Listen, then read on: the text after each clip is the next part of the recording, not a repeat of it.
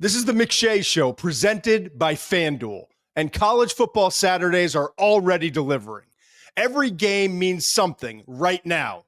Rankings shift, upsets hit, and the best place to stay on top of it all? FanDuel. Whether you're riding a noon kickoff or betting the late games, FanDuel lets you bet it your way. Same game parlays, live betting, player props, alt lines, whatever your angle is, it lives in the app. So if you're watching the action, bet on it with FanDuel. So download the app or head to FanDuel.com/McShay and make every Saturday count. The Ringer is committed to responsible gaming. Please visit rg-help.com to learn more about the resources and helplines available. And listen to the end of the episode for additional details. Must be 21 and older and present in select states, or 18 and older and present in D.C., Kentucky, or Wyoming. Gambling problem? Call 1-800-GAMBLER or visit rg-help.com. Call 1-888-789-7777 or visit ccpg.org/chat in Connecticut.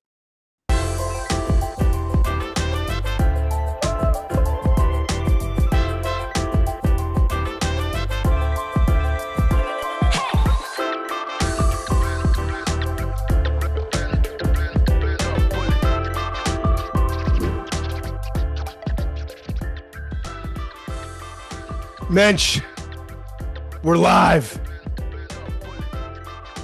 I'm telling you, man. Here's my whole day, right? How are you, by the way, bud? Muench, you good? It wasn't a great weekend for Muench in terms of how I thought things were going to go, but we'll get into that. So I'm good. I've been better, and I'm a little concerned about your energy level and how you're going to take things out on me. Oh, we'll get to that later. I was excited from when I woke up this morning, because I was thinking to myself, right? Like, even last year at this time, we started the show October 22nd. It wasn't until like late October where Conor Nevins, our executive producer, was like, what do you guys think about John Mateer? And I was like, I don't like, I know him. I've seen some highlights, but I'm not staying up till like the 2 a.m. game and watching Washington State that much this year. So I'll get caught up on him. Then we did the summer series, and I'm like, oh, I'm falling in love with this cat. It's an experience, right? Yeah. But if you don't work in college football, or you're not like totally invested, and you're not like chasing money as a gambler late at night on Saturdays, you might not know Mateer. And so here we are, Michigan, Oklahoma. First trip Michigan's ever made to Norman. First trip, true SEC road game for Michigan. Primetime, Fowler, Herb Street, the whole treatment. And the world gets to see John Mateer. And I've been so excited all day long to see what it's going to look like. And you know what they got to see? The full treatment. They did. Passes that shouldn't be made. Interceptions thrown that like somehow get batted away. Interceptions thrown that are interceptions. You've got him running, creating on his own. How about the 2-play series that we had? 2-play. Yeah. So all I can think about is my good friend Cal, Jason Kalishman, right? We call him Uncle Cal now. You know, Russillo has like that seems fitting. Russillo's got like nephew Kyle, and Bill's got cousin Sal. So we got Uncle Cal. And I was thinking to myself, like, I think Cal's a perfect example. So I want to bring him on. And Tucker, we just call Cal. I gave you his information before. Call Cal, get him on. I want to know what I'm not calling him average by any stretch of the imagination. He's the furthest thing from. He's the funniest SOB I know. He's literally been a best friend. I consider him family my whole life. But as far as the college football fan is concerned, he's like, your average fan. Lives in New England, like more into pro sports, but like watches college ball, texts me all the time. We call and talk all the time about different things. I want to know, like, this is a coming out party for a lot of the country, right? And I wanted to know what a guy like Cal and what everyone else across the country was thinking when they watched this guy tonight in this stage against Michigan, against Bryce Underwood, who's this star recruit coming in, So I'm excited when Tucker can get Cal on. I want to get kind of his feelings on that and whatever else is going on in college football. Here we are, though. We're live later than normal, as usual. Came on with about 2 minutes left. It's 21-13, 21-yard field goal right now for Oklahoma. They're lining up. Tate Sandell. Remember we talked to Jim Nagy, the new general manager of Oklahoma? He said, we got this cat from UTSA. Our kicking game was a disaster last year. Well, he's missed a field goal already. This is to make it a 2-score. Oh, and he connects. So it was worth it. So now it's 24-13 with 144 remaining. It would take an absolute miracle from Bryce Underwood, who has struggled in this game, and a passing attack from Michigan that has struggled mightily in this game against an Oklahoma defense. What are your thoughts so far on what you've seen unfold? I mean, it would take a miracle, but it would also just take a touchdown to get that backdoor cover. So there's some of us out there still hoping that Michigan to put something together here. I don't see them winning this game.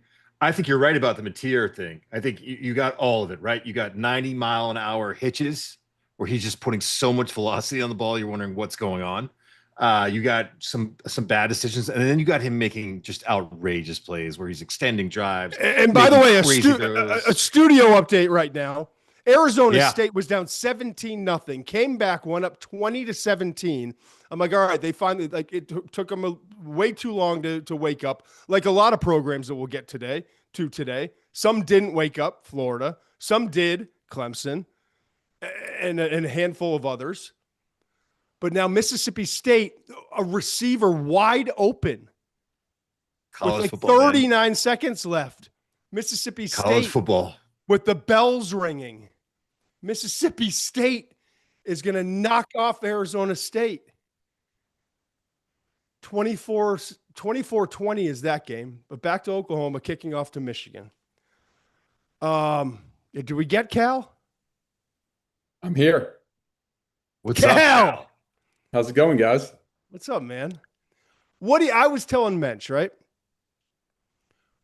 I've been dying to know what like someone who's not working in this field. Like, what are your thoughts having watched Mateer tonight? I don't know how much John Mateer you've watched in the past. Yeah. Watching him tonight, like, what are your thoughts? I think young Josh Allen. Like, I remember when I was watching Josh Allen just running around making crazy plays and then like bizarre fumbles and awful decisions, but then you'd make a throw that just blows your minds. And I just think young Josh Allen, he's going to make plays, he's going to take it away. If you could rein it in a little bit, I mean, he's unbelievable, especially compared to watching Michigan, who's just so god awful boring. I can't even watch them. To have the excitement of Mateer, it makes the game worth watching to me. Yeah. Yeah. He's special. He's special. Did I nail it with the Josh Allen, or the people who know Josh Allen? Like, I don't know what you had him rated as back in the day.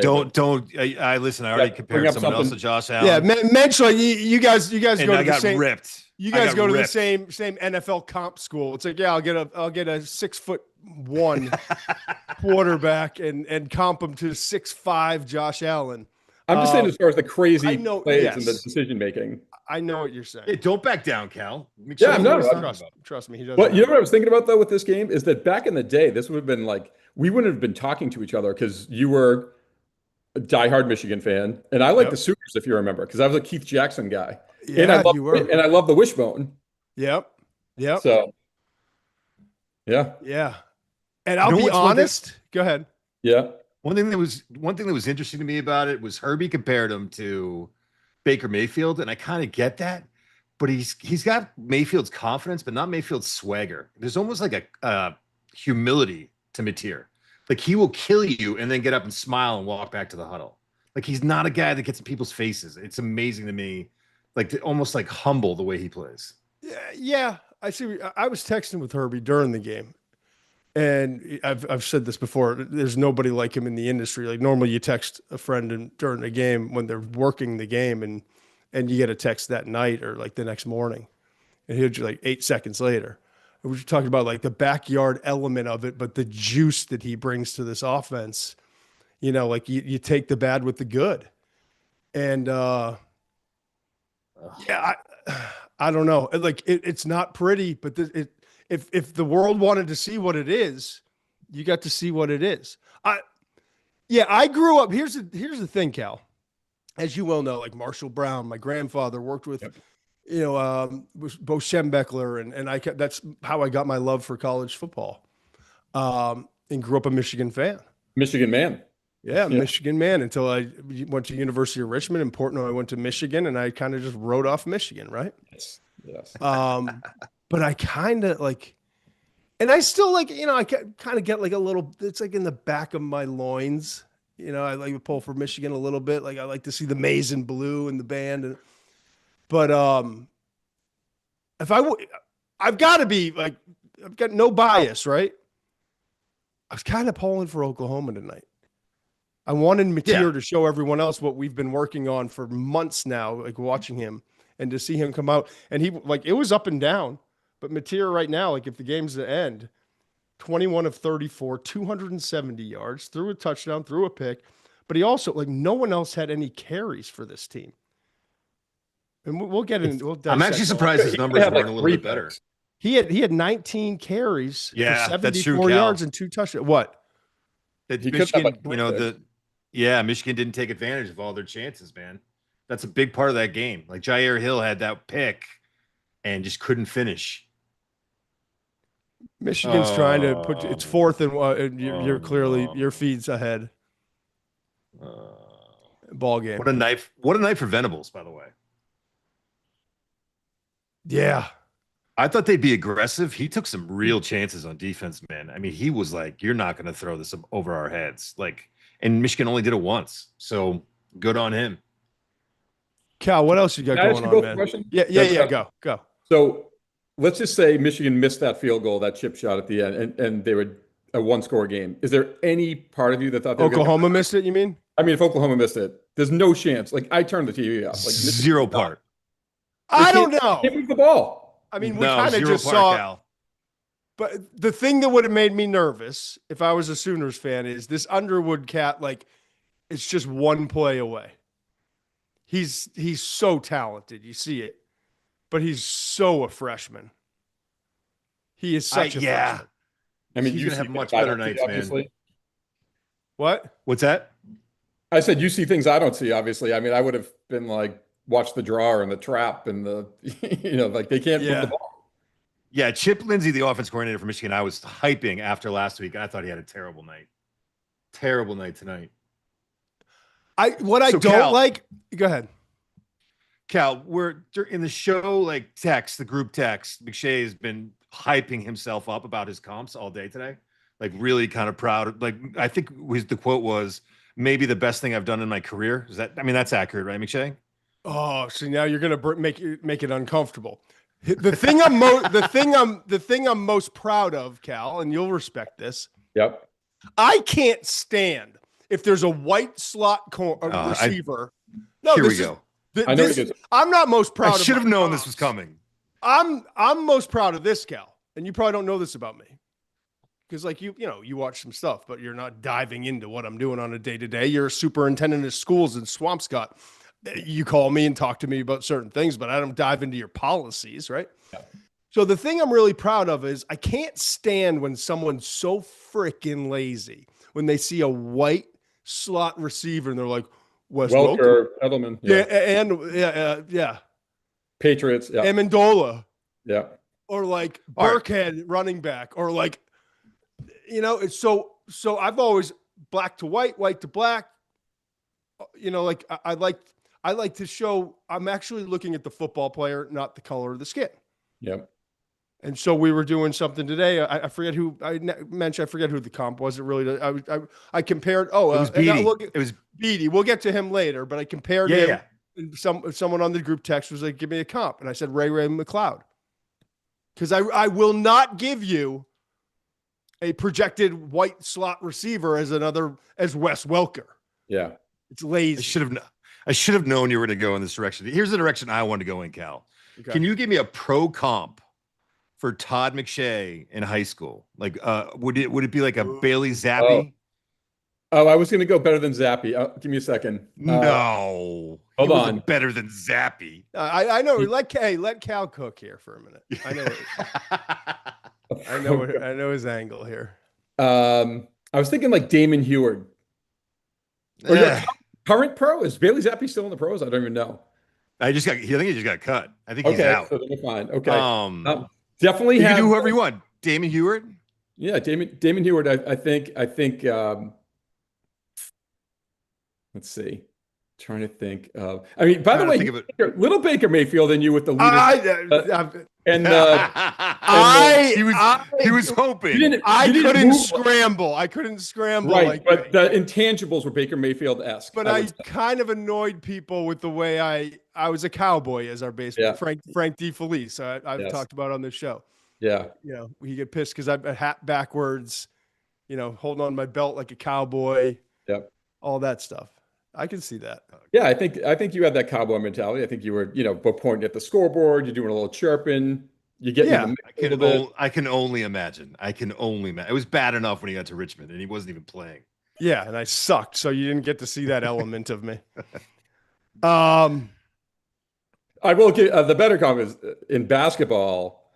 I mean, think of whoever just has never passed in their life, and that's the comp.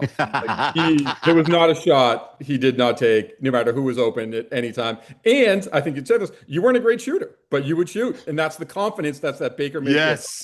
Yes, Cal. This is the breakdown we need. This is what we need to know. Because everyone sees McShay now. They see the polish. They see this guy who's, he's at this point in his career. Everyone thinks about Todd McShay, the Todd McShay. But you knew him back then. I knew him back then. He wasn't always this guy. No, I was arrogant. I was arrogant not arrogant, but I definitely, I believed in whatever. Never turned out a shot, but you weren't a good shooter. Shoot, babe. You just shoot. At one point I was like, I gotta be more like me. I gotta shoot more. Like I at least work on my shot. You were just gripping and ripping no matter what. I respect it. I do resent that. I was an okay shooter. You were an okay shooter. What did I say? You were a bad shooter? You weren't a bad shooter. You were okay. You were a bad by NBA standards. I was a good high school shooter. Yeah. Whatever. All right. I wanted to Tucker. I don't know if you've got this stuff racked. I did one before we let Cal go, and Cal go. Jump in with anything. Okay. There are 3 things today, and I want to start doing this. 3 things that I don't know how this isn't a segment. We don't need to have music or any animation or anything like that. But the 3 things that I just had to share from today, right? Okay. All right. There's Tucker. The first thing is, and I want to get your opinions on this. I don't like new school helmets. I love Oregon. I appreciate what they do. It's just not for me. It should only be Oregon, though. It should only be Oregon that does that. It's I don't love all the changing of helmets and the gear, and I get it the jersey sales, and the kids love it, and they recruit better because of it. But every once in a while, I see a new school helmet, and I'm like, if I was designing it, if I wasn't the head coach or running a program for Michigan or Penn State or Bama, one of the classics, right, that you just can't mess with, this is how I would make the helmet look. It's SMU's with the D for Dallas and the Mustang running through it. Can you see it? Yep. Yeah, we can see it. Okay. Bad take. You don't like that helmet? It's not that I don't like that, but just take away the D for the Dallas. It was great the way it is. Don't change things for the sake of change. Just the Mustang, the red Mustang against the white. I don't need the Dallas. I just don't need it. It's the red, white, and blue, the Mustang running through Dallas. I like it. Okay, fuck both of you. It's not that I don't like it. It's the other way's better. Yeah, I don't love the D either. I love the D's that 70s vibe. All right, forget it. That Richmond helmet looks pretty sweet in the back, though. It does. There we go. Number 2. Kent Broussard. Have you guys seen this on the social media today? Yes. Cal, I specifically plugged this because Cal asked me more than any other human because he doesn't get out to a lot of college, campuses and stuff. And he always asks me. I'm waiting for the invite. I've invited you. Excuse me. I had walk-in pneumonia the other day, by the way. Don't say quarterbacks aren't tough. Cal just slides that in, by the way. He just I did. This guy Broussard, can you see him, Kent Broussard? Yeah. 66-year-old true freshman. Absolute legend, man. In the band, sure, do your thing. Play your song. I love it.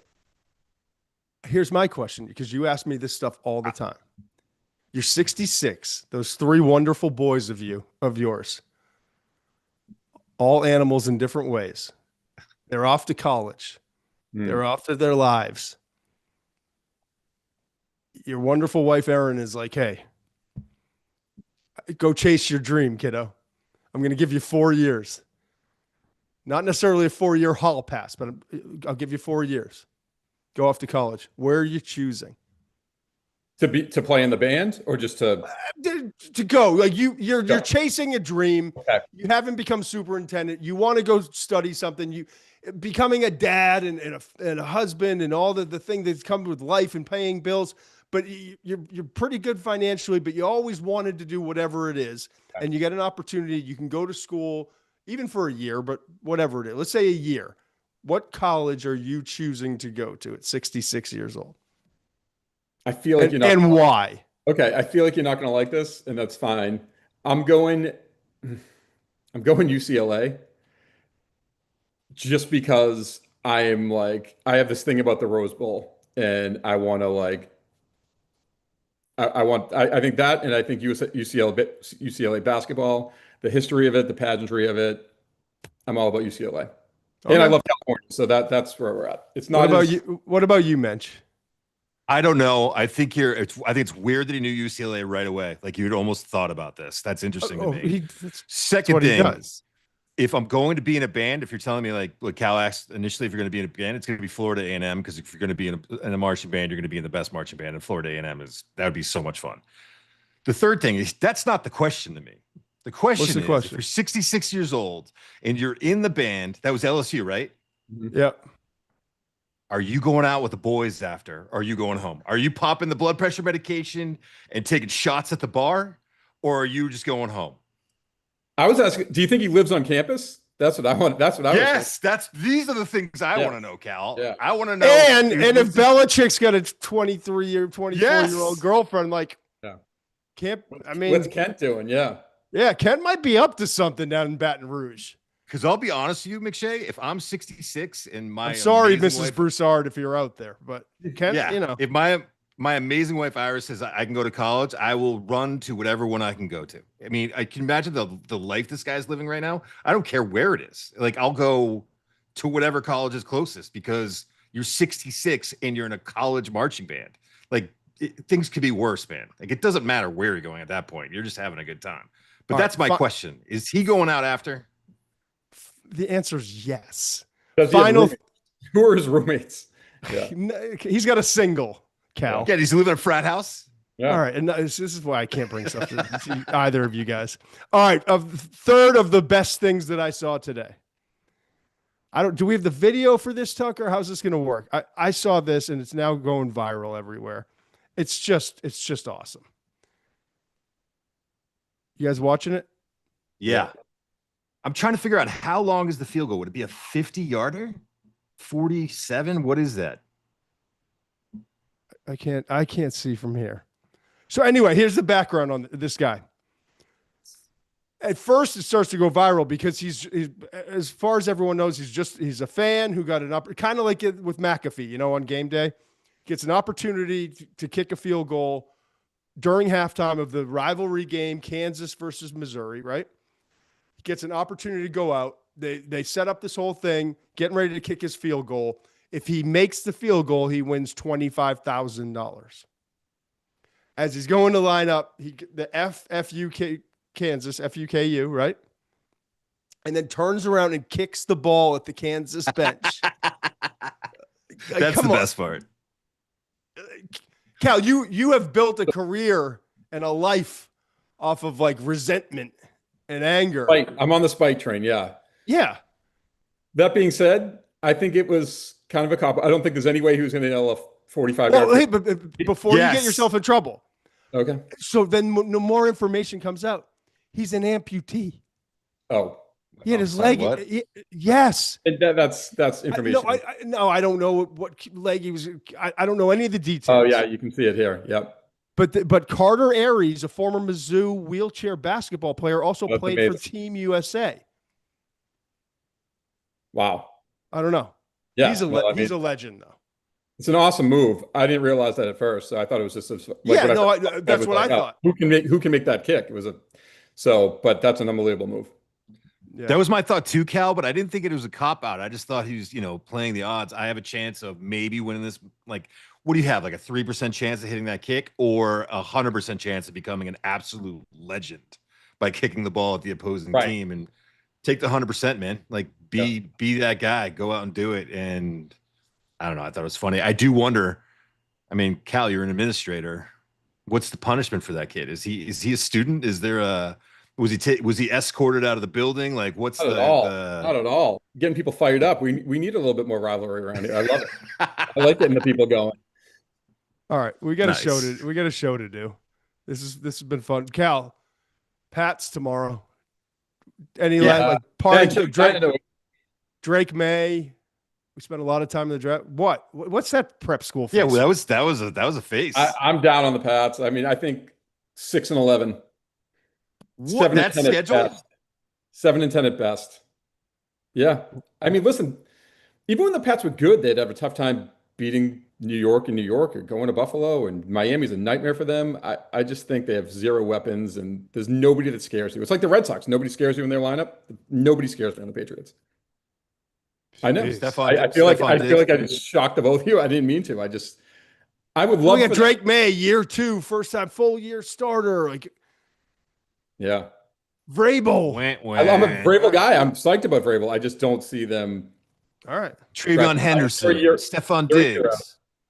Yeah. Good luck going back into Swampscott High and all the schools. By the way, I saw you sent me the clip. How much fun was it? I mean, we literally had like tornadoes rolling through here tonight.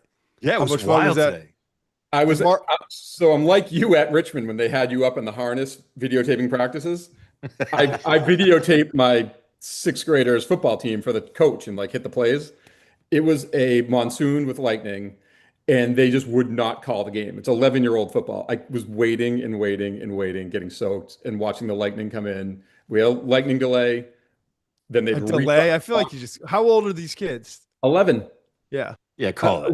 We got to call it. It's 8-8 now. In everybody's defense, it was 8-8 rivalry game against Marblehead to start the season under the lights on the turf at 11 years old. It was kind of cool, but they kept every time they see when lightning. You text me, you sent a video. You said Marblehead's not coming out of the locker room for the second half. I didn't see them. Swampscott was on the field waiting, and I was like, "This is okay. We're sending. That's the message I want to see, Muench. That's the rivalry message. We're playing in lightning. We're on the field. Marblehead was in the locker room." But they're 11-year-olds. They should have probably stayed there. And if they had sensible, they would have been like, they're probably home. Yeah. Whoa, final. Give me the final score. 8-8. They stopped it. They stopped it after 3 delays. And anytime the lightning struck, it goes back to a half an hour. So they have it on the clock. And yeah, it was 8-8. So I don't know if they ended a tie if we're doing the second half again, but. Yeah. All right. All right, guys. Well, thanks. Get out of here, Cal. We'll bring you on soon. All right, later, bud. Cal, my guy. I was like when the old heads come on and can give you a hard time. The guys who knew you before. Oh yeah. All right, you want to start a show? Here we go. Let's do it. Let's wrap up Michigan, Oklahoma. Okay. It was not pretty from John Mateer. It just wasn't. He actually missed more throws than I thought. I thought there were times where like fastballs on underneath throws, like he made things hard on himself at times.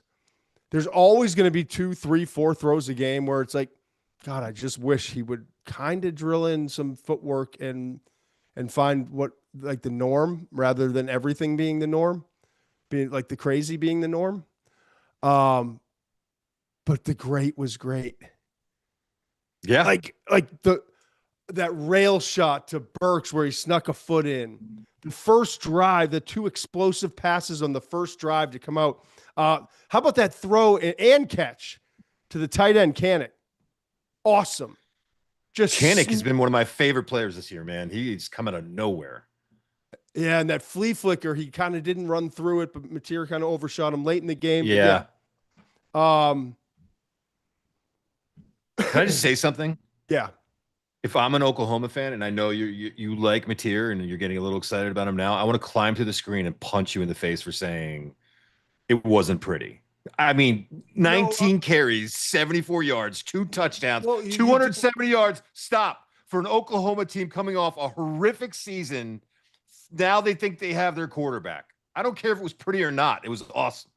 normally what happens is when someone starts with the negative and they've been hyping up Mateer all summer and they've been hyping up Mateer all season and they came on and did something, the social clip that went almost viral, like Mateer's going to be the face of college football. He's the guy in college football. Normally, someone like you, Mensch, would say McShay's probably going to finish with, but just celebrate. Awesome. No buts. Okay. No buts. How just awesome was Mateer? I love that. First of all, Deion Burks had a really nice night, and Kanik did a couple nice things. The other receivers were kind of hit and miss. I want people to remember this though when they are kind of unraveling this whole game. That Michigan defense, and I know they lost a few guys to the league. That's a damn good group. Still a good group. You said it last week. I'm watching the tape. I agree. That is a tough team. And so what happened was Oklahoma realized it. And by the way, Jaden Ott, like I love Nagy, and he didn't lie. And the reports from Thamel, like no one's lying. He was out there, but I don't even the final numbers. I looked it up at one point. Well, the most notable play he had was the muffed kickoff return. That's what you remember the most from this game. He had 4 carries for 9 yards. But Blaylock, who appears to be at this moment, and Ott, remember, coming off the shoulder injury, didn't play, only had 1 carry, -2 yards in the first game. He now has, through 2 games, 5 carries, Mensch. But I thought to myself, like, well, did he re-injure? Did he get out there and maybe he's like very limited? But then they put him in on that kickoff return after they had a situation earlier in the game. And Ott muffed that kickoff return. And so, like, clearly he's healthy enough to do some things. What's going on? Yeah. What's going on? Yeah. And so, like, if we're looking at Oklahoma big picture down the road, they've got to find a sustainable, reliable run game, right? But this also is a Michigan team that prides itself. I'm a Wink Martindale guy. He's actually a friend of the show, by the way, if you didn't know. Oh, that's awesome. No, I didn't know that. Wink he's the man, but he's also like, just because I like him as a guy doesn't mean he's great at his job. Like, Google him, you know? So that defense is going to be top 10, worst top 15 in the country this year. And they only gave up 24. Mateer, they realized, like, our receivers aren't uncovering the way we want outside of Burks at times. Michigan's starting to dial up some more pressures as they made adjustments. I thought that was a great adjustment. The pressure stuff? Yeah, because it was making the quarterback runs harder. It was forcing him to get rid of the ball. I think it was almost counterintuitive for me because I thought the receivers were playing well in the first half, and I didn't want to. Looking at that, I was like, I don't know if you want to play man against these guys, but it was the right move, playing aggressive and playing man behind it, and just trying to get after Mateer as much as possible. Now Mateer burned him a couple times with it, but that's what Mateer is going to do. I mean, when he shakes off a sack and throws a ball down the right side, I mean, it's just some of the stuff that he can do. You just have to live with. He's just going to make that play every once in a while. His competitiveness, I've said this to you before, Mensch. I'm looking something up real quick. It's outrageous. I'm telling you, like, I'm not, there's no, you can't substantiate. You can't, like, there's nothing tangible, but I refuse to believe there's a human being in playing college football that is like more competitive and will lay it on the line more than this guy for whatever that is. And I'm looking through my notes. There was a play from last year where I was like, oh, this guy's different. This guy's different. They were up by like 20 points in a game. Oh, here it is. 34-16. Texas Tech game last year. 7:54 remaining in the fourth quarter, okay? Mm-hmm. This play, like I had to look up the time code. This play is burned into my mind. He takes off running, pass, no one's open, takes off, gets to the second level. That play would have given him a first down. Like you saw several times tonight, the sideline's right there. It's your friend. Mm-hmm. You don't need the 2-3 extra yards. You're the starting quarterback. We need to keep you healthy. And those guys were in maize and blue, like they hit hard. He's not going to do it unless he's literally forced out of bounds. This play, though, they're up 34-16 in this game, and it's 7:54 midway through the fourth quarter. He cuts, instead of going out of bounds, cuts back inside, up the left rail, the left sideline. Not only then extends it another 20 yards down inside the 10. As he approaches the 10-yard line, there's two defenders converging. You know what a sane human being does, Mensch? Gets when down. You're up 34-16 midway through the fourth quarter, you've already taken it for the first down inside the 10. A sane human being slides. Mm-hmm. Instead, he starts looking back in a full sprint, and the dude runs in the 4.4s, I'm convinced. Worst case, 4.5s. I feel like it gets lower every time you talk about him. Fine. 4.5s. He can run. But he's sprinting towards the goal line as these two guys are coming in to try to kill him. And he does this and then this. And he tries to stiff arm both of them. And they drag him down about the 2. That's when I was like, oh, this guy's built different. This guy's built different. And, well, he's also literally built different. I mean, you've talked about this a lot. They talked about it on the broadcast tonight. It takes one look at the dude to see how thick his lower body is and how he's uniquely built to take a pounding as a runner. Remember to Ironhead shake Hayward? off shots. Yeah, Remember I mean, Ironhead? He looks like Peyton Hillis. Like if you saw him and someone put a blind over from waist up. Right. If you just saw from quads down, you'd be like, he's a fullback.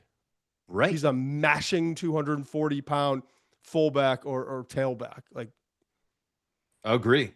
So it does beg the question, and we're not going to have the answer right now, but I'm already getting texts from Breer and other people. I just got a text from him. That's why it's fresh in my mind. Albert Breer, a good friend.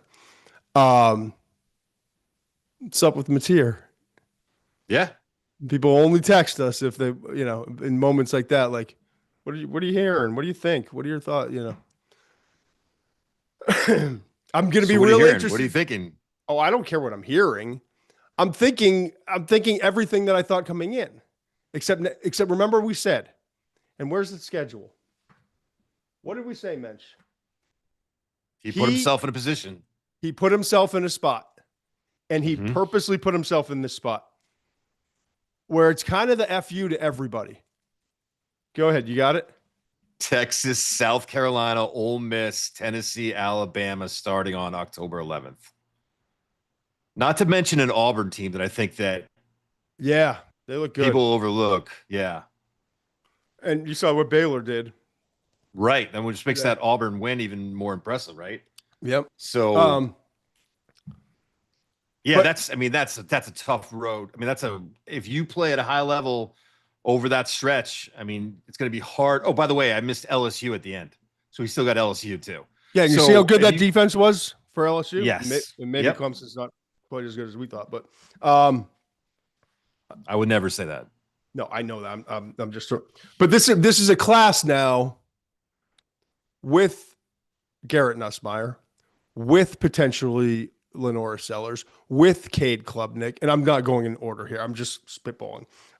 With Carson Beck rising, with Fernando Mendoza, who we're excited to see when Indiana starts playing competitive football, with Sam Levitt, who it appears that they just dropped a game, with Drew Aller, that some people like more than others, but a lot of people in and around the league seem to think he could be a first rounder. What about your boy in Baylor? You didn't even mention him yet. Sawyer Robertson. Sawyer Robertson, man. No, we'll get to him in a minute. I'm just saying. I know, but you should mention him in this class. Like I am. Okay, all right. I Just am. make sure. He was next up. Make sure you get your guy in. Thank you. It's just interesting because he is so different than the rest, but he's not all that different from a Kyler Murray coming out, from Baker Mayfield coming out. These are the guys that are like, you know, And when those guys get drafted, I'm going to be fascinated to see when we get seasons done and NFL teams and coaches and everyone starts, and he's down in Mobile, I'm assuming, for the Senior Bowl. What's that going to be like? Because remember, I want to remind everybody, myself included, I hadn't done enough. Like I hadn't done enough work because we were starting the show and all that on Jackson Dart. Jackson Dart went down there, and I had the conversation with a head coach that wound up drafting him. That I don't know that you're definitely not going to take him at 5, is what I said. I don't know where you're going to get him because I do think he might wind up going in the first round. I'm not convinced of it right now. But I don't know how you'll get him, but I'd love to see you coaching him because I think it's a perfect fit. And it turned out to be true with Brian Daboll. And that's a conversation you saw me have with Brian, and I've never shared that before, but here we are, and what's it matter, right? And it worked out exactly like that. Can't take him at 5 in this class. There's too many good players. But I'd love to see you find a way to get him. That's what they did. And that was in January, okay? Yeah, it was masterclass. I'll be really interested to see where we are with Mateer because this guy's special. He's a competitor. You talk to Nagy and other people in Oklahoma, like the work, the grind, it's real. It's not phony. You see the joy on his face. You see the teammates that love him. You see the mobility that he has. You see the arm and the torque and the ability to drive the ball. It's just what's different is he's so wild. Can you tame that horse? Do you know what I mean? I do. I know exactly what you're saying. I mean, I don't know if I'd put it that way. I mean, that's an interesting way of putting it, but still, I get exactly as a passer, what you're you've saying. got to find a way to tame that horse. Yeah. A lot of people, including myself, said a lot of the same things about Mahomes. The tricky part about all of that is we've talked about this with other quarterbacks. You have to find a way to do it without preventing him from being himself. He still has to have that element of his game. He's always going to have a little bit of danger to him because if he's not, then he's not Mateer. Then he's not that kid anymore. He's not that player anymore. So you're going to want to, be finding they tried that to rob that of Baker tough. Mayfield in Cleveland. Yes. Even after he brought him to the playoffs. And then he Right. had to go to McVay in a last-minute deal to start and learn the playbook on like Wednesday or Thursday before a Sunday game. But Sean let him play. So it's going to be as much about someone seeing all the good and not trying to make you something that you're not in the NFL. He's going to be fascinating. But I don't know how you wake up on Sunday and look at the college football landscape now. Okay. And if you close your eyes and you think about who are the guys, the stars, the guys you absolutely have to see, the guys that like are on the billboard. If we were to do a college football billboard in Manhattan right now, Times Square, re-rack the NCAA 25. Who are the 3 guys you're putting on the cover or on that billboard? It might be Jeremiah Smith, Nussmeier, and Mateer. Those are the 3 I would say right now. No question. Really? Yeah. Absolutely. Interesting. Absolutely. Okay. Makes the most sense to me. I'm not part of like a PR and marketing, and maybe Underwood still would, and maybe Arch absolutely would be. Sorry. Arch would be, but like I'm talking after now seeing 2 weeks of football, who are the guys that you believe in the most? Yeah. And I'm not even talking marketing appeal. I'm talking like who are the guys right now? Those are my 3. I would put him over Arch, who I think has a super bright future. But those are the 3 right now. I agree. And so that's what I was hoping this game would do for him, because I have so much respect for him, for the way John Mateer plays this game. And I'm glad that it turned out this way. What else jumped out at you in this game before we move on? The lines, I think, are interesting because I think the offensive line, I think Mateer made a bunch of plays. They didn't run the ball that well. I think Mateer made a bunch of plays in spite of his offensive line play at times. The offensive line is a concern, but I'll say this. Yep. I knew Oklahoma was talented up front defensively. I was not overly impressed with their play when I went back and watched the tape last week. And we'll see how I feel after I watch the tape this week. But it seems to me that someone lit a fire under their ass this week because they look like they were a different unit up front. Those defensive tackles looked as good as advertised. The guy, Marvin Jones Jr., who I liked coming into the year, looked real good. I just thought that defensive front maybe overlooked the opponent last week, and Venables brought him in and sat down, and when they watched the film and corrections were made and lessons were taught, and they came out and played like a different group, like the group that we thought we were going to see coming into the season. So that's really encouraging for Oklahoma. I do think the run game and the offensive line play is still something to keep an eye on and something that could catch up with them. Yeah, you got the right man in the job for Oklahoma's offensive line. And I thought that they played better in the first half, truly. Mm-hmm. Even in the first quarter than they did in the second half, the offensive line. But Biedenbaugh is he's the creme He's de the la guy. creme. Yeah. Yeah, he's one of the best, man. So, yeah. What do you think on Underwood, honestly? Excited to see what he does. I thought at some point you got to let him play. You got to let him go do his thing. And I thought that there was times that they moved the pocket with him a little bit. And when they did, you got to see him do his thing. Obviously Venables, that is a real learning moment for a young quarterback when you go and you play Brent Venables in Norman, or when you had to go to Clemson to play him back in the day. That is a tough task for any quarterback, let alone one who's, 18 or 19? That's just a tough task, but I love the talent, man. You see the flashes of the talent. I'd like to see them use him as a runner. I don't know why they're not doing that yet. I don't know if there's a concern. Maybe they're just trying to protect him, but I felt like they could have maybe put him in a better position to succeed instead of being so concerned about protecting him both as a decision maker and as physically. But I can't wait to watch this kid develop. I think he's going to be awesome. I think what he is in game 5 and 6 is totally different from what we saw tonight. I think that there's this tug of war for Sherrod Moore, for Chip Lindsey. It's not easy, man. It's not. We say, hey, by the way, I hold Sark in the highest regard. The Manning family obviously does too. And we saw with Ohio State, and it actually was effective for Ohio State in that first game against Texas, of letting this young guy, this inexperienced guy, go be what made him such a high recruit, but pulling you back to the middle of, but we're so talented everywhere else. Let's not put him in a spot where he's going to start to lose confidence or things fall apart because he is inexperienced, right? Right. And I think we saw that tug of war, it was all night long, right? Yeah.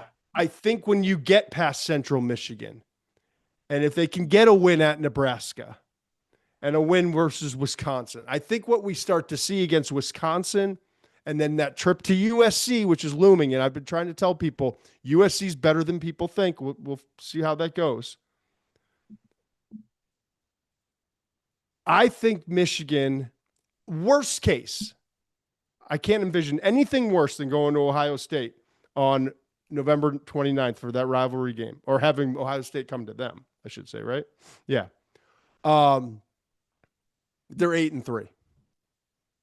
Yeah, I agree. Worst case. Central Michigan's a win. They should win at Nebraska.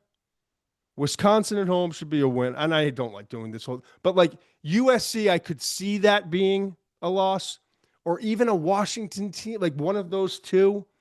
But then you got Michigan State, Purdue, Northwestern, Maryland. They're going to go in there on a roll. And And if they only drop, let's say they drop one, but there's also Michigan fans, it's like a legitimate, I'm looking at the legitimate chance. If they get to Underwood in the next 2 games, Central Michigan, Nebraska, 3 games, Wisconsin, if they get them to a level that I think that they actually can, they could go in as a 10-1 team to Ohio State with the Big Ten title on the line, unless Penn State runs it. So yeah, it's interesting to see what's going to happen with the tight end, Marlon. The big chance to play in the Big Ten championship, right? But yeah, that would get them into the Big Ten championship. So yeah, like it'll be interesting to see what happens with. I don't know if they'll get in the Big Ten championship because Penn State and Ohio State will probably be. I don't know, whatever. But it will be interesting to see what happens with Marlon Klein because obviously he was missed tonight. But the interesting thing about that is over the next 3 games, it might force them to find other playmakers in the passing game because there was clearly a void without Klein in that game. They were trying to figure it out. And some of the other guys started to step up a little bit, but they need those guys to play a bigger role. If you don't have Klein in the lineup for the next game or 2, it might actually help them in the long run by forcing them to find other players. McCulley kid's a player. They don't. Yeah, that catch he made. I mean, but young, but raw, I should say. He's a senior, but I don't know where has he been actually. Oh, I thought he was young. I didn't know. I thought he was too. He's 6'5", 215. I don't know what his deal is. Probably should know better than that. But 3 catches, 91 yards. Yeah, my fault. No other receiver had more than 1 catch. So, all right, I think that's pretty much covers it. That Oklahoma schedule is brutal. But this is a team that, like, you start to see some of the cracks in some of those other programs. Like Ole Miss is absolutely beatable. South Carolina is beatable. They're not South Carolina last year yet. They may be. So it's just going to be interesting to see. I think this Oklahoma team, as we said during our preseason stuff, is a lot better than people think.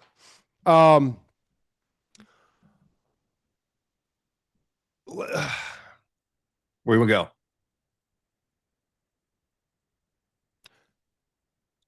I'm actually going to flip it. I want to go to Clemson. Okay. There were 2 games going on at the same point in time where it's like, I kept thinking to myself that quote, in jest, there's truth.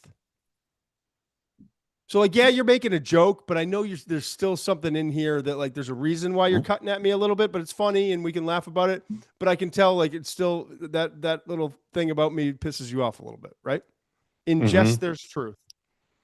And as I'm watching these games and both teams are losing and it doesn't look good at halftime, I'm like, I strongly believe both teams are going to snap 2 and come back and win. And in the fourth quarter of both those games, I was like, yeah, that's what's going to happen. Ain't pretty, but you're talking about Clemson and Florida, right? Clemson and Florida. Florida, yes. Okay. Number 13 ranked Florida playing USF in the Swamp. Number 8 ranked Clemson playing Troy in Death Valley. And they're both losing at halftime, but I'm both like, I'm not that like they're going to snap 2. There was a rain delay, Clemson, Florida, but they're going to be fine. And for one of them, they were. For the other one, they weren't. Florida obviously wound up losing 18-16. Clemson comes back and wins 27-16. Everything looks fine. The scoreboard, tight game, bad weather in the Southeast. A lot of teams like Georgia was close with Austin P. But the reason I want to start with Clemson is, and I want to make this point, even though they came back and won by 11 points, I am more concerned about Cade Klubnik specifically and the Clemson offense after this win against Troy than I was after the loss against LSU. Fair. I really am. I'm going to let you go on this one. I don't want to. I've done enough with the Clemson fans. I'm going to let you speak, but I do agree with you. No, I think I'm speaking for the Clemson fan. I'm maybe you are the Clemson fan when I say we all know Cade Klubnik is a phenomenal quarterback. I know he's prepared. I saw his work ethic. In person. I saw the way he carries himself, how hard he's grinding to get little things from Peyton Manning, the shape that he's in, everything. It's right like in late June, early July, where you want your quarterback to be mentally and physically and all those things. We saw the tape last year. We saw him get better as the season progressed. We saw him do some special things. We saw that long run against Pitt to sealed the game. We saw, in the college football playoff, like battling back. We saw before that to get into the college football playoff in the ACC championship, upsetting SMU. We know what Klubnik is, but I don't care who the quarterback is. If you can't protect him and the weapons aren't where they're supposed to be, what is a supporting cast issue now becomes your issue because you're not comfortable in the pocket. You're starting to rush throws. You're starting to make bad decisions. You're not trusting the things around you, the elements, the protection, where the receivers are going to be. Can my back actually protect? And I saw it against LSU, but it's the first game of the year. Then you go watch the tape, you study those things, and you start to correct them. And sure as shit, we're going to have this corrected for Troy. For Troy, right. And I get it. Like there was a rain delay, and it was kind of a funky game, and it felt disjointed. But you're still Clemson. Those are still four returning starters. You're still two first-round picks on the defensive line. And the defense played good. And went from they still were playing good, and then they played great in the second half. Right. I watched it because I went from like Ole Miss, Ole Miss Kentucky was a tight game, and I'm watching that, and I'm watching Kansas Missouri because that's an interesting rivalry game, and that's a tight game. And Jalen Daniels is doing special things, but then they're coming back. Bo Pribula, big game in that game. Pribula, he played great. Yeah. But the Clemson thing, when I saw the score, I saw 7-0 and then a rain delay. So I kind of put it on the back burner. And then I saw they're back playing. So I checked in on it. I watched a 7-minute span, Mensch, where it was two costly turnovers that bang led to a field goal, then bang. It was the interception. Pick six, right? It was down to like the 5 or something like that. And then they scored on the subsequent play or plays. And then I'm watching Klubnik, and then I watched this, and this is what makes me. It was smart football, and I understand what they were doing. But when you got Cade Klubnik, who could be the number 1 overall pick in the NFL draft, and I know Antonio Williams is still out, and he's a star wide receiver, but you got Wesco. Wesco, yeah, I always Wingo and Wesco and Moore, and you got dudes. You come out from halftime, and now you're scared. It went from cute 7-0. Now it's 16-0 at the half. 16-0. Yeah, 16-0. No, it was 16-3 at the half. They got, it was 16-3. But it just wasn't. They came out, got the ball second half. You know what was interesting to me, Mensch? That first drive of the second half, when backs were against the wall, I'm like, we better nip this now because they're getting confidence. Ball's not rolling our way tonight. They came out and had a 10-play drive. They ran it 8 times. They don't trust their protection. Yeah. And they just don't. And you know what? They shouldn't. So I don't know how you fix that. Besides, but because it's the same guys. It's not like, you know what I mean? So are we going to get different personnel? But I'm watching Klubnik didn't look great, and his feet weren't set sometimes in that first game. And he made some throws, and you could tell the pressure was getting to him. But it was against LSU, and they brought in a bunch of dudes in the portal, and they got athletes everywhere, and they're rotating 8 guys along the defensive line, and they're really getting pressure on them. This is Troy. How are you not more scared after this game? Because like I said, in jest, there's truth. Like, yeah, you came back and won, and everything looked good, and you're like, it was just a kind of weird week 2, and everyone's kind of having an off week. But there was a flaw in there. There was something wrong in there. Do you put any stock in this being a hangover game? Fine. It can be a hangover game, but in hangover games, you have the turnovers that you had. Those are like, fine. He fumbled. Fine. He threw an interception. I'm talking about the plays in between, man, where I've got a quarterback who's a veteran. He's been through a lot of wars. He's going to be a first-round NFL draft pick. And I don't trust when I come out of halftime that I can protect him. And I'm starting to worry because It's affecting him. Yeah. seeing ghosts and his feet aren't right and he's rushing things. He's not making good decisions. And it's Troy. I don't know. I don't want to make this. He doesn't have a safety blanket in Antonio Williams. Like he doesn't have that, the guy that he can rely on in that moment, which is, just goes to what you're saying. Yeah. I hear you, man. I said it in the very beginning of the year, and I'll keep saying it. You can be experienced all you want, but you got to have dudes up front too. Like it's nice that this group's played together for so long, but they haven't been a great offensive line. So the defense is a really good unit, and Tom Allen's doing a really good job, and they were just put in bad spots today. And they weren't perfect, and they kind of a hangover game, but like they buckled down when they needed to. Interceptions, turning the ball over, all that stuff. Shutout in the second half, yeah. But what becomes of this Clemson team that everyone had ranked in the top 5 coming into the year that I'm aware of? Yeah. I mean, look, they got Georgia Tech, Syracuse, North Carolina. These are all games that I feel pretty comfortable about them winning. Then they got SMU, Duke. Georgia Tech will beat their ass up front if they're not. You know what I mean? I still think I think they're too talented not to win. No, I know, game, but we would have said that. We would have said that about Troy. I don't know. I'm looking bigger picture, and I see what you're doing, and I'm not like mad at you.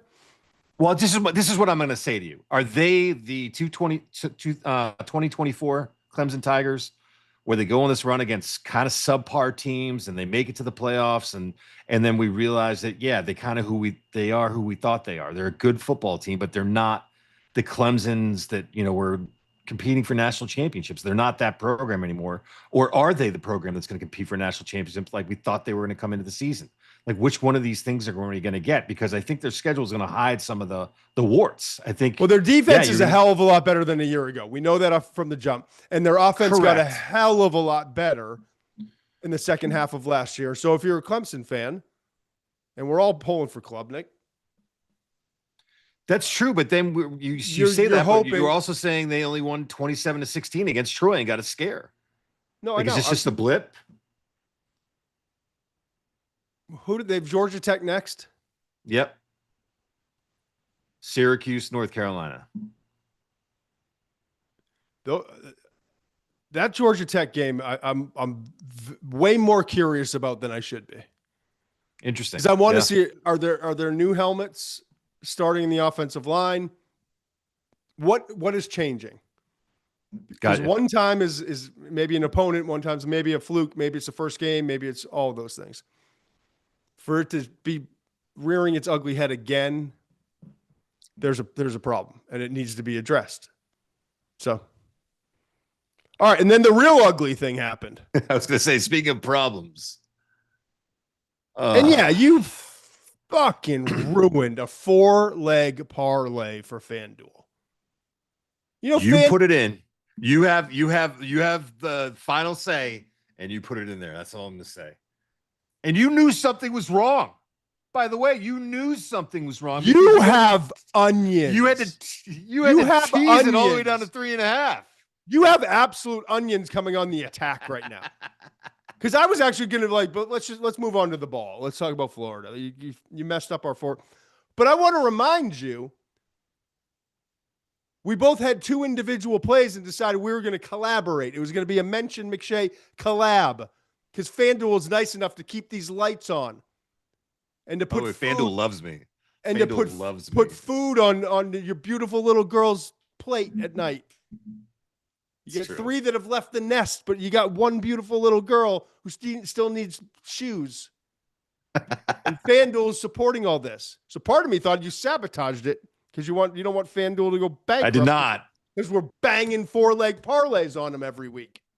There's no conspiracy. FanDuel just But counter me to go the wrong way. because I wanted to collab with your good Muench at your good Muench on social media, if you want to reach out and yell at him because he ruined the 4-leg parlay.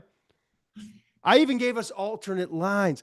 First of all, you wanted Michigan plus the points. I wiped that out. Yeah. I wanted Oklahoma. Know Yep. how that went. Then I gave you an alternate line. It was 17. I did a minus 620 to get your Florida Gators, who I love, by the way, but not in this game. On the board. You knew something was wrong. I nailed Iowa. I nailed Illinois and nailed Baylor. And then Florida. All they had to do was win by 4. And that brings us to number 13, Florida, scoring a measly 16 points against USF. And listen, we come back on Monday. We're back on Thursday. We're back all year. You know where to find us, folks. We'll be not this week. We're in Chicago on Wednesday night. Good point.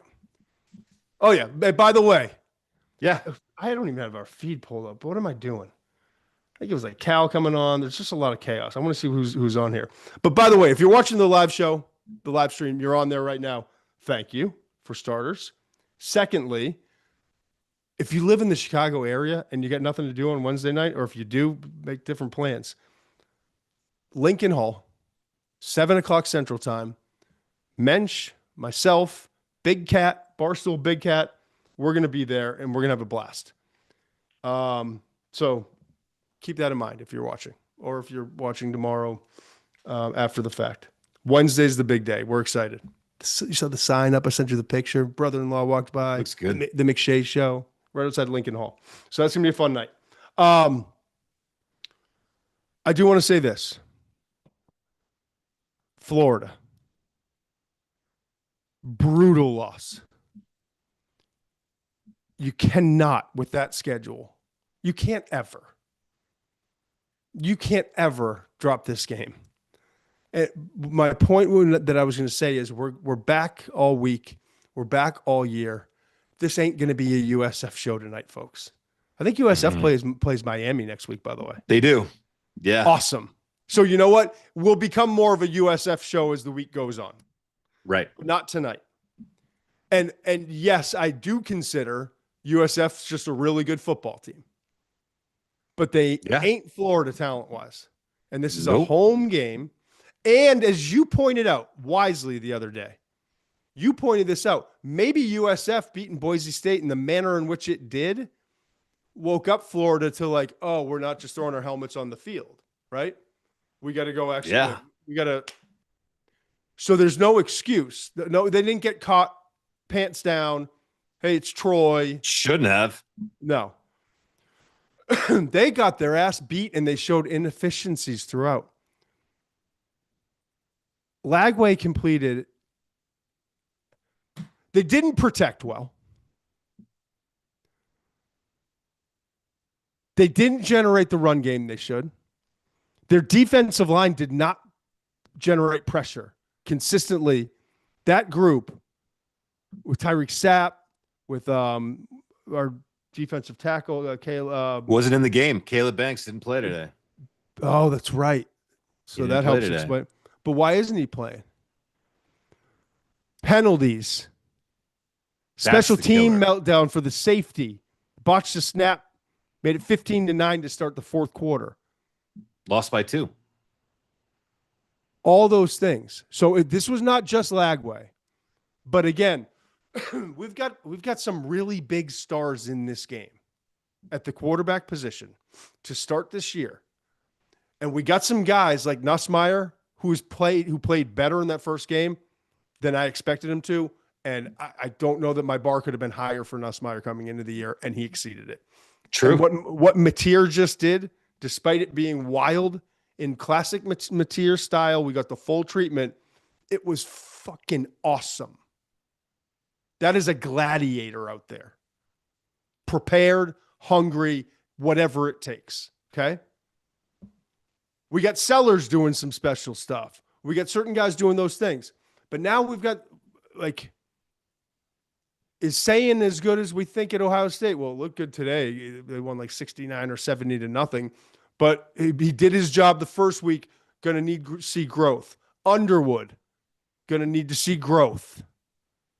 These megastars, Arch, look better today. Going to have to continue to see growth. You know what I mean? Yeah. And then there's DJ Lagway, who's as talented as any of them. It was hard to watch at times, man. Yeah. I didn't see improvement as a passer. I didn't see the timing and the touch. I saw him rifling balls at receivers underneath that should not have been rifled. I saw him overthrow badly, rolling to his right in the middle of the third quarter, overthrow his receiver for an interception.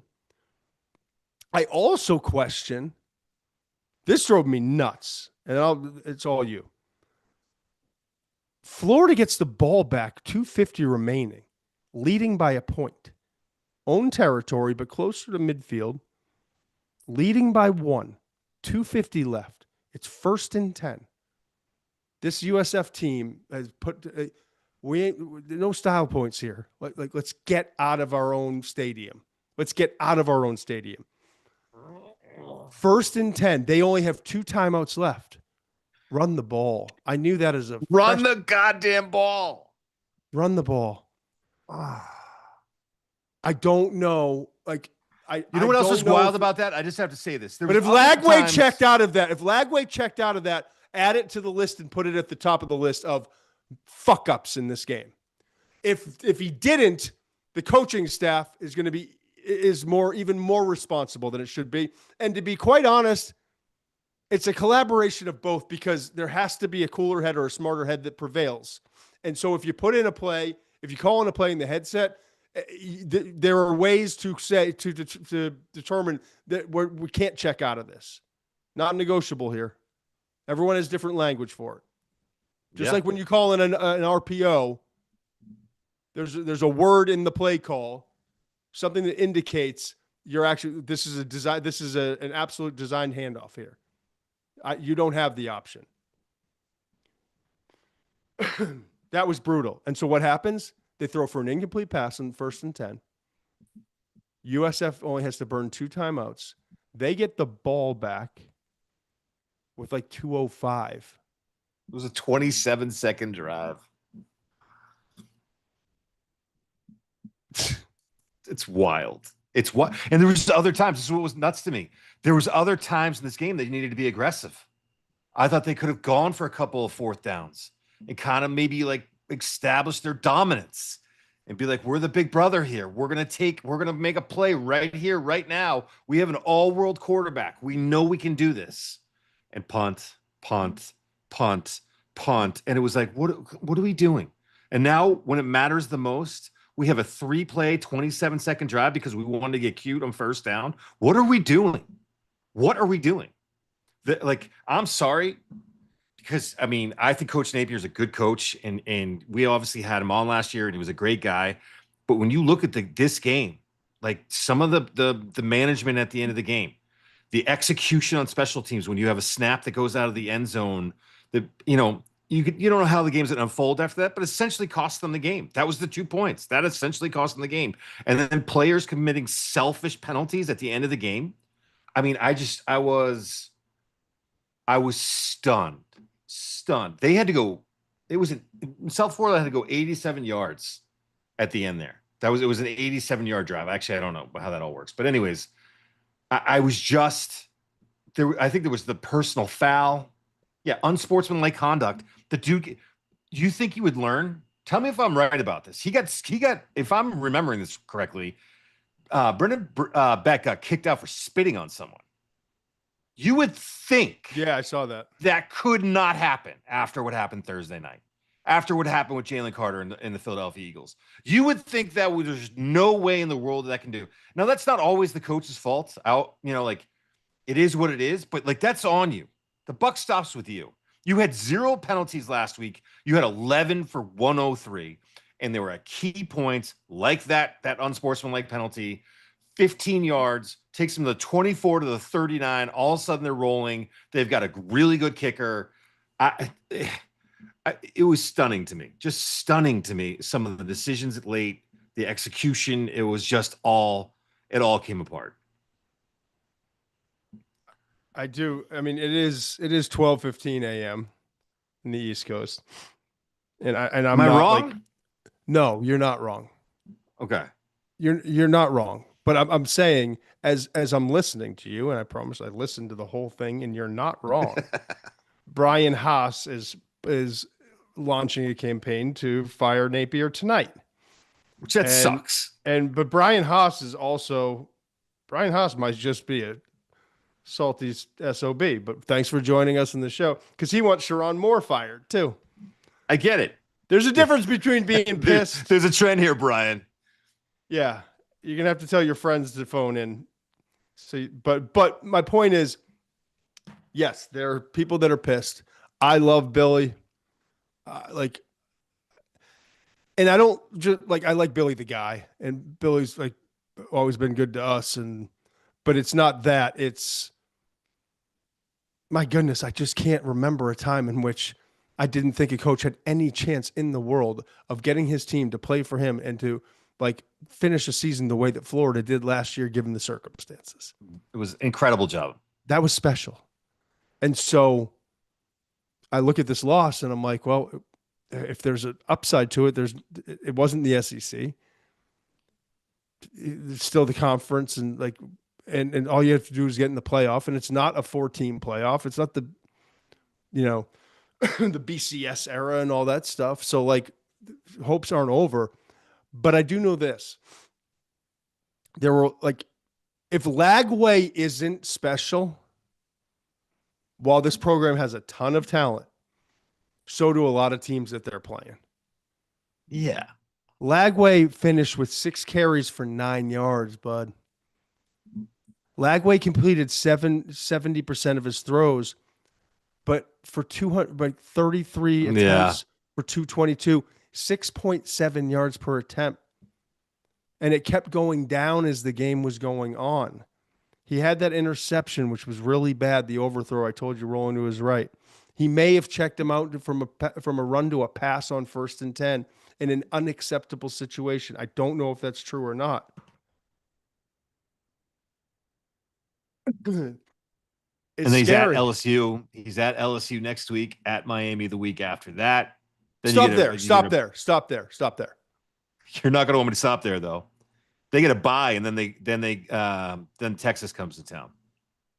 Their next 3 games are LSU, Miami, Texas. So they if they don't, what they did righting the ship and the way they played down the stretch last year compared to what they were early in the season. But it's also when Lagway came in and they got cracking. If they don't immediately from South Florida this week to that version of themselves last year, but a more experienced version, they could be looking at an early October situation where they are 1-4, right? Or no, 1, 2, 3, 5. Oh yeah, no, 1-4, and then because they would lose to because they're 1-1 now. Yep, and then they lose to LSU, Miami, and Texas. And by the way, you know who they got the week after Texas? We said this was a possibility. They go to Texas A&M. By the way, a little shout out to Miles O'Neill for Texas A&M who came in today. Marcel Reed got nicked up and didn't want him back in or protecting him or whatever. Miles O'Neill was you heard Cal earlier on the show. Marblehead, Swamp Scouts rival. Oh, he's a Marblehead guy. And nice. Alex McLaughlin, who works with a lot of quarterbacks around here, is actually working with Tate, my son. He and Mike McCarthy, that run the M2 QB. They work with him every offseason. Apparently, he can throw the ball 90 yards in the air. He's like a phenom. Wow. Played his last year of high school in New Jersey, but he came in and did really good things. So he might be next up at Texas A&M, but neither here nor there. Yeah, I mean, I don't think there's anything else to say. Is South Florida that good? I mean, I don't. I know they just beat Boise State, but that felt like, I don't know, it just felt like Boise State was maybe a little overrated coming into the season. They got away from them. Now they beat Florida at Florida. Like maybe I'm underrating South Florida. Like I can't Brian be by House just that admitted much, he wants everyone fired. At least you're honest, Brian. But he does go around and say, like, no way that Napier lasts the season. And you know what? Like, if they don't turn it around, and so I'm at this early crossroads in week 2, and I'm like, I'm staring at two programs that are top 15 in terms of the talent and all that. But I'm staring at glaring issues that and it's just 1 week. And maybe it's a letdown game, and maybe everything's just fine. And maybe Florida comes out gangbusters and shocks the world. Maybe Clemson comes out and they run that easier schedule compared to what Florida has to go up against. I told you I'd walk in pneumonia, man. I'm a warrior. Stud. Just stud. Yeah, I'm the John Matera podcast. I was going to look up South Florida. I told you we'll get to them later in the week. Yeah, this is your Jordan game. Yes. I do want to get to some positive but things. you couldn't shoot. You'd love to shoot, but you were a bad shooter. That's debatable. Cal still can't shoot. Sawyer Robertson. Let's get to some positive stuff here. I can't believe you waited this long. I cannot believe you waited this long. You have been dying to talk about this kid. Go ahead. He deserves it, by the way. He deserves everything he gets, all the praise he gets from you tonight. I've told you he's 6'4". I've told you he's 220. I told you he throws well on the run. I've told you he came to Manning Passing Academy and you had Nussmeier and Sellers and Klubnik and all these guys. And he won that competition Friday Night Lights deal. And he did it by being perfect. There's an ease about the way he plays the game. There's a confidence. What I haven't told you is how resilient and tough this cat is. This is 2 weeks in a row that he's had his ass handed to him. And bounces back. You know what happened the first 4 series of this game? Excuse me. He got pounded. Absolutely pounded. First 2 drives, 64 yards, 2 turnovers on downs, grinding it away, but just taking lick after lick. Next 2 drives, 156 yards with 2 touchdowns. No fear. Yeah. I'm pulling for Robertson. I want him to have an awesome year. Dave Aranda is a defensive guy, and I really like him, and I really think he's a smart coach. This defense is unacceptable.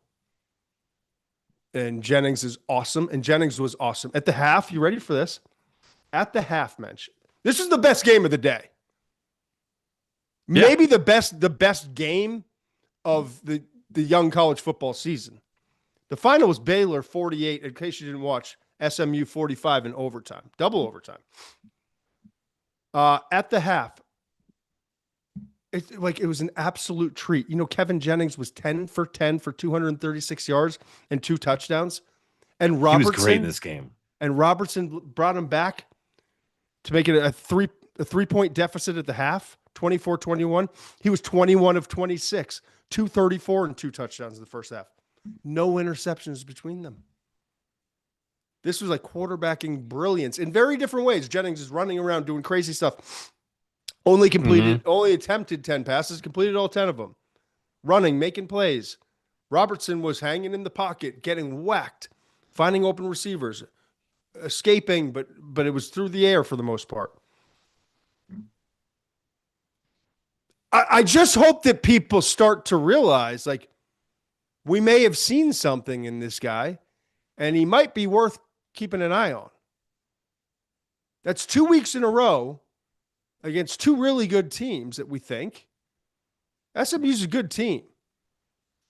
Preseason, what did they come into? They came into today ranked what? 17th or 16th? 17. Yeah, there were 17. At SMU, with the beautiful Dallas Mustang running through the helmet. Running through the D helmet. Coming off that tough loss against Auburn, all that stuff. Yeah.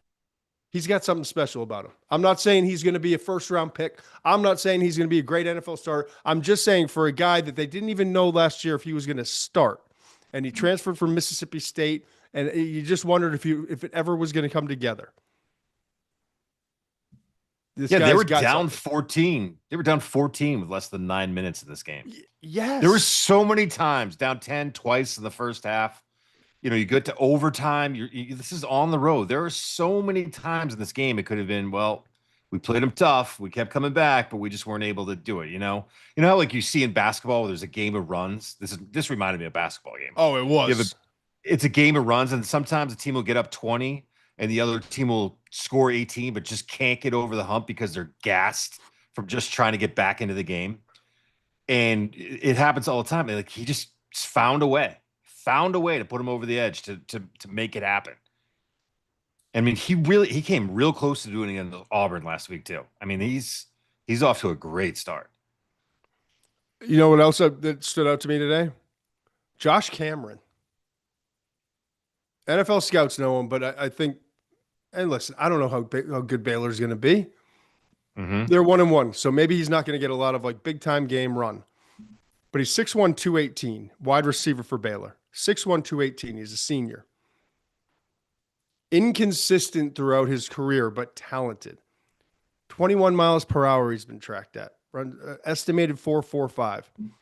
Dynamic punt return, man. You know he averaged at that size nearly 21 yards per punt return last year. Wow. And kind of had a breakout year last year, over 754 receiving yards last year, okay? 10 touchdowns last year. And I've talked to NFL scouts about him. Could be a top 100 pick. Could be first 3 rounds. But need to see more games like this stacked. Now, the thing with Josh Cameron is first game of the year, Auburn, 2 catches for 54 yards. You love the yards per catch, but so now he comes out in this game and he has 151 and 2. Mm-hmm. And he start to be that guy. But he is a name, Josh Cameron, that NFL scouts are on, and I'm excited to see if he can build on this because he's someone that you're probably going to hear his name called in the first 2 nights of the NFL draft. Last thing. Are you not? Hold on. Are you not going to throw out the stat? What's that? The last Big 12 quarterback to throw for over 400 yards in consecutive games. I think that's the stat. Baker, because that was Big 12 at the time. Mahomes. Really? Yeah. He's I wonder, I'll just see if I can find it, but I believe that he definitely did something no one has done since Mahomes. And I think it was over 400 yards in back-to-back games. That sounds right. That actually lines up. Yeah. You're not the best hype man in the business for nothing, man. Just slinging the ball out there. It's crazy. Illinois Duke. Go ahead. I like the games with no defense sometimes. I get it. They need to play better defense if they're going to compete and all of that stuff. I like those old Big 12 games where they just float it all over the yard. It was kind of refreshing, back and right? forth. Like, yeah, kind of. We've had a lot of defensive games in college. Like, it was an awesome quarterback game. Klubnik Nussmeier, 17-10. Arch versus Shane, the young guns. You know, like even tonight, what was the final of that Michigan Oklahoma? 24-17? 13? I should probably know that. Yeah, it's been bouncing back and forth. 24-13. Yeah, 24-13. Yep. Because they got the field goal late. So we're not talking about like a lot of high-level offensive games going on. And like we talked about Clemson, it was 16-3 at the half. It was Florida losing 18-16.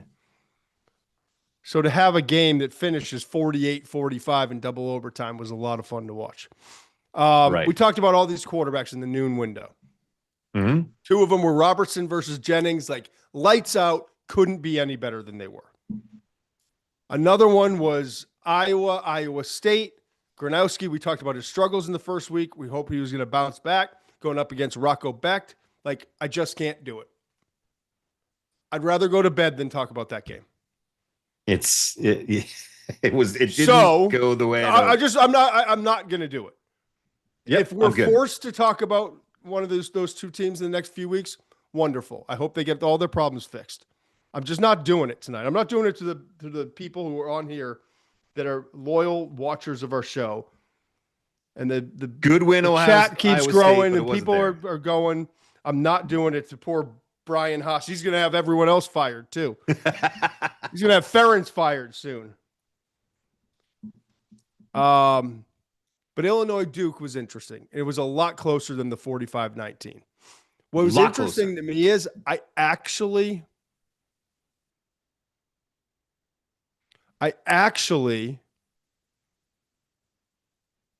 don't know. Altmaier's a really good player.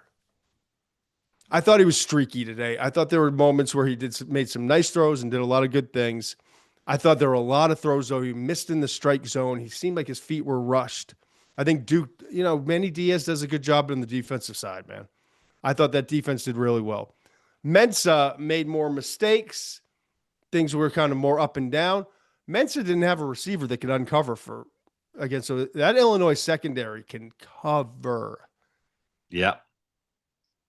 Mensah's going to want a couple back. He got greedy on the pick. The underthrow versus the zone. That to the left side, underthrew the zone defender, eyes on him, and he underthrew it for the interception. That was in the fourth quarter. Love the poise. You can't hold on to it that long. He'll learn that. He'll understand that you got to get it out a little quicker and realize that there might be guys coming from the backside that you're not seeing. And he just held on to the ball a couple times, lost a couple fumbles. And, I thought he played really well overall, but there's 4 or 5 plays in that game that really cost them that he's got to fix. But you know what? Here's the thing. I went into that game thinking it was going to be like a really fascinating quarterback battle. I didn't think it was going to be a ton of points. Illinois winds up putting on 45, but it was a lot like late. And I thought Altmaier settled down, by the way. I thought he was really too. Yeah, okay. I thought he was really shaky in the beginning, and then he got into a groove, and then there was a couple throws he missed late, but overall I thought he was really good. I agree. Didn't turn the ball over. A lot of toughness, a lot of composure. Kid knows how to win games, man. Just knows how to win. That's a better Duke team than I think people realize. Duke had some. I agree. They shot themselves in the foot today. It did not have to end like that. No, it didn't. But I do like to throw names on the radar. We're early in September. It's week 2. We always got an eye towards the NFL draft, and even if it's not the NFL draft, Illinois. What was Illinois rank coming in? They were 11, man. 11. And by the way, watching that game, I was like, man, this team looks like the 11th best team in the country. I thought they played well. No? Maybe. I'm not sure yet. Stop it. I don't want to get in a fight. Like, Bielema and I have had the most up and down relationship of two people, media. And here he goes again. Yeah. No. I've always been really great to Bielema. He's been great to me in moments. He's been an absolute prick out of nowhere for no reason to me sometimes. And that's fine too. I don't mind. I really don't. I've sat in meetings that I've sat in some really personal meetings with him, emotional meetings, and really talked. And I also I emceed the freaking Rose Bowl thing at Landry's or Lowry's. Best buds. And then sometimes he takes these jabs at me every third, fourth year on social media out of nowhere. I'm like, what the? It's got to keep you on your toes. I like it. But regardless, I'm not going after anything. I'm just saying I'm not sure yet. Shoot, Florida's 13. Right. Clemson's 8. So yeah, maybe they are the 11th. My point is, I like this team. I'm curious to see how they continue to grow. Great way to finish that game. But I fell in love with the player today. And he wasn't on the radar coming into this year, really. Hank Beatty is an absolute football player, man. I mean, I think we've got a graphic here. I'd love to. Oh, there it is. I can't see it. It's the beauty of doing this stuff. But anyway, I'll tell you what I've got, and it probably lines up with what we've got here. This guy. Oh, I can look at this. Modern technology. 8 catches, 128 yards, 25 yards rushing on 1 carry. Okay. That was today. 8 for 128. The week before, he had 5 catches for 108 yards. So 2 games now. He's got 13 catches, 136. He also had 4 punt returns for 133 yards. Do you understand what that was? He shattered Red Grange's 102-year-old record with 133 yards on 4 punt returns. That stretches back to 1923. Not a single person on here probably even know, maybe a couple of them. Red Grange. Yeah. It's awesome. Kid's an Illinois legend, by the way. He grew up in Illinois, probably could have gone somewhere else. He was a former Illinois. Illinois high school Gatorade player of the year. Yeah, legend. But he's 5'11". He's 185. He might run a 4.5. Yeah. I don't care. I want him on my team. And I think sometimes people are like, when you say he's a football player, they think it's kind of lazy or whatever. It's just, there's no other way to describe that kind of a player. I think he's just good at football. How does he get open? Does he have a special? Does he have great vertical? Does he have a great 40? Is he tall? Is he long? Is he big? Is he strong? No, but the dude is a player. Some guys but you want to get him the ball when the game's on the line. You want him. You can trust him to make a play when you need it. And so we only have gone like 100 or so deep on our preseason list. Senior Bowl, they've got a bunch of scouts. They get ready for their game. They have to have their stuff in or a lot earlier than we do, and shoot, a lot earlier than NFL teams do. They get a preseason top 300. Not on it. Not on it. But this guy can play, and I don't care if it's a 7th round pick, undrafted. Like, some guys find a way. I like what I'm seeing. I'm interested to see if he continues this kind of track. Ray McLeod was as I said off the top of the show.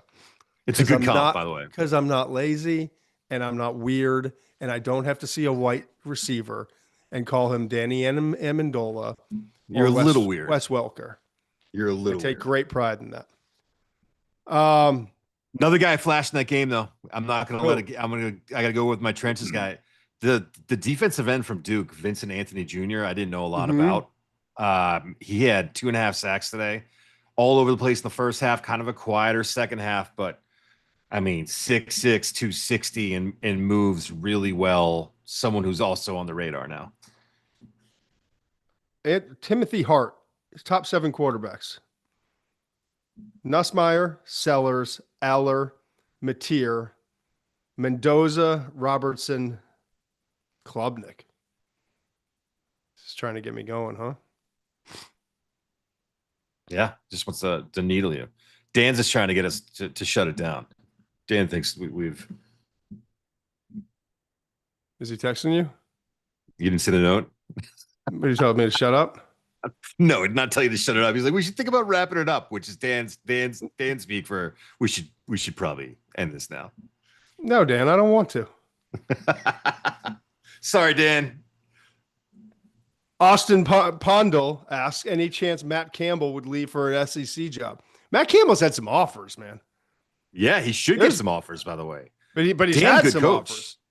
I'll be interested to see if damn good coach. I don't want by me saying I passed on Iowa State, Iowa, I want to make sure everyone understands like what Campbell's doing is awesome.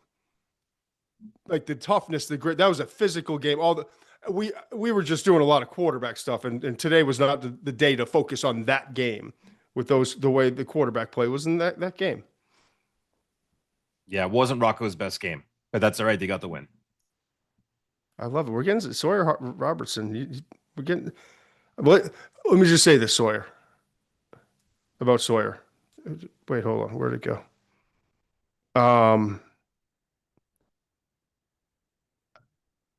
I love how people are starting to finally get on the Sawyer Robertson boat, but let's not get carried away. You know? Let's get carried away. Why not? He's not going ahead of Klubnik. We say this every year, though, and it happens with someone. Who that someone's going to be is going to be a Mateer. It's going to be Robertson. It's too early to tell. Timothy Hart is getting carried away. It means he's got our back. He's watching the show, and he sees what we're cooking up. All right, there's a bunch of other stuff, but I think we've gone long enough, as our trusty producers kindly told you to tell me. Yeah, I had fun. We're back on Monday morning. Awesome to have Cal on. Good to see him. Yeah, good to see Cal. I want to get the man's perspective on. I just honestly, Mateer is special. He is so entertaining. He does all the right things and he does it the right way.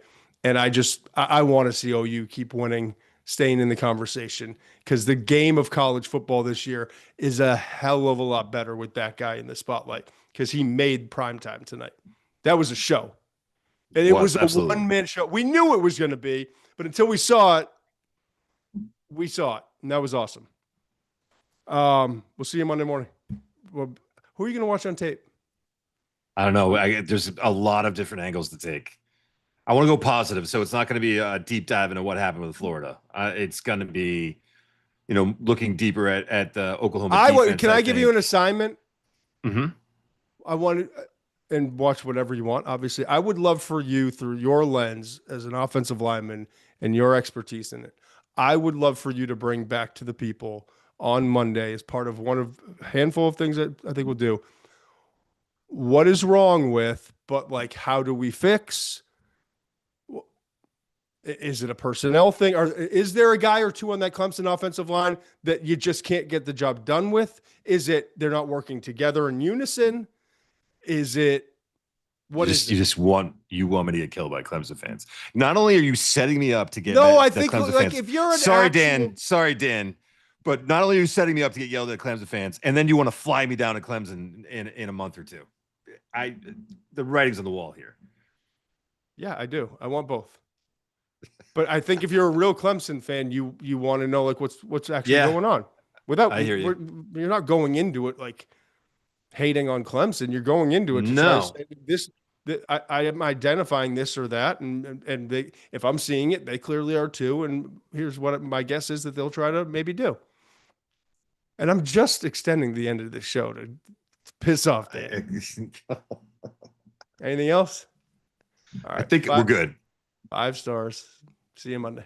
Must be 21 plus and present in select states. For Kansas, in affiliation with Kansas Star Casino, or 18 plus and present in DC, Kentucky, or Wyoming. Gambling problem?